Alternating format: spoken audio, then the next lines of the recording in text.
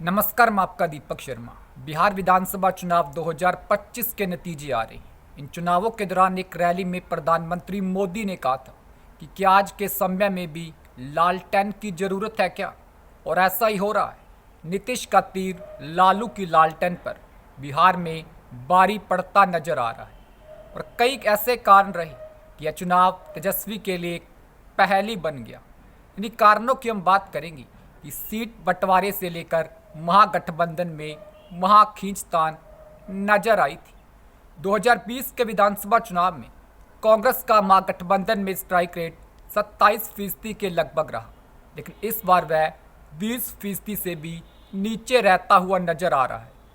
Voter अधिकार यात्रा के दौरान बिहार में राहुल गांधी काफ़ी आक्रामक मूड में दिखे, लेकिन फिर वह अचानक बिहार में साइलेंट मोड में चले जाते हैं।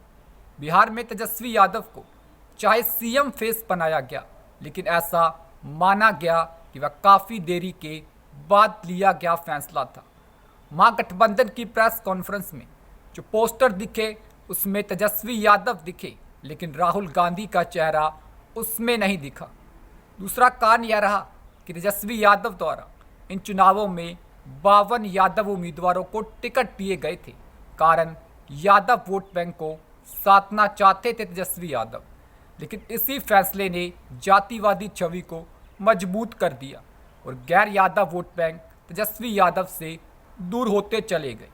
बिहार की राजनीति जाति पर टिकी है, जहां का 14% यादव वोट बैंक आरजेडी का कोर वोट बैंक है, लेकिन 52% यादव को देने से पब्लिक को यादव राज की गंध आने लगी। इसके चलते अगड़े और अति पिछड़े महागठबंधन से दूर होते चले गए। हालांकि यादव सीटों पर पार्टी चाहे अच्छा प्रदर्शन कर सकती है, लेकिन ओवरऑल बिहार के नतीजों पर इसका असर पड़ता हुआ दिखाई दे रहा है। बीजेपी ने इसके जवाब में यादव राज नैरेटिव चलाया, जो शहरी और मध्यम वर्ग में अच्छा खासा गूंजा। ऐसा माना जाता है कि यदि तेजस्वी 30 से 35 यादवों को टिकट देते तो अन्य वर्गों का वोट बैंक उन्हें मिल सकता था, जैसा कि 2024 के लोकसभा चुनाव में अखिलेश यादव ने किया था। तीसरा कारण यह दिखा, तेजस्वी यादव ने गठबंधन में अपने सहयोगियों को उतना भाव नहीं दिया जितना देना चाहिए था। सीट शेयरिंग विवादों ने गठबंधन को कमजोर तो किया ही, तो वहीं तेजस्वी यादव के आरजेडी सेंट्रिक अप्रोच ने विपक्ष को और ज़्यादा कमजोर किया।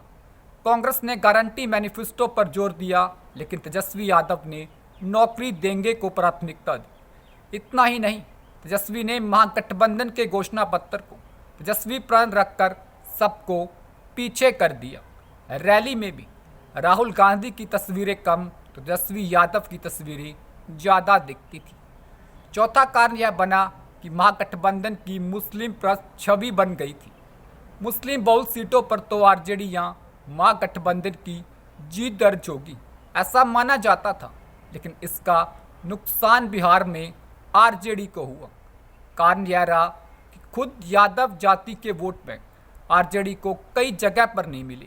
कारण सत्ता मिलने पर तेजस्वी वादा कर गए कि वह वक्फ बिल को लागू नहीं करेंगे। यह बात यादव बंधुओं को शायद पसंद नहीं आई।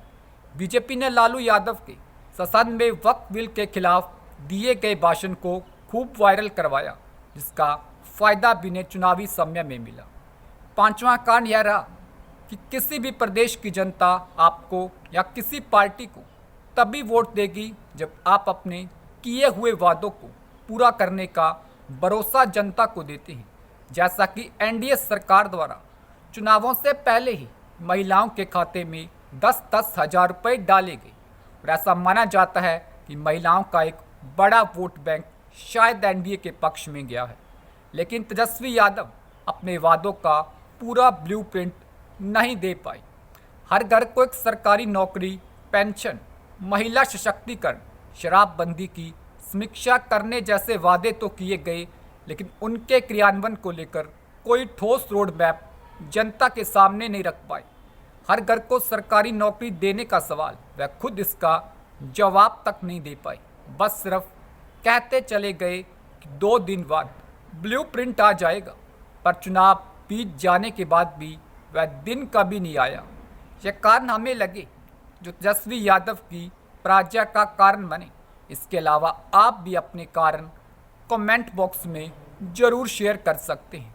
उम्मीद करते हैं वीडियो अच्छा लगा होगा। वीडियो को लाइक कीजिए, शेयर कीजिए, चैनल को सब्सक्राइब कीजिए। धन्यवाद।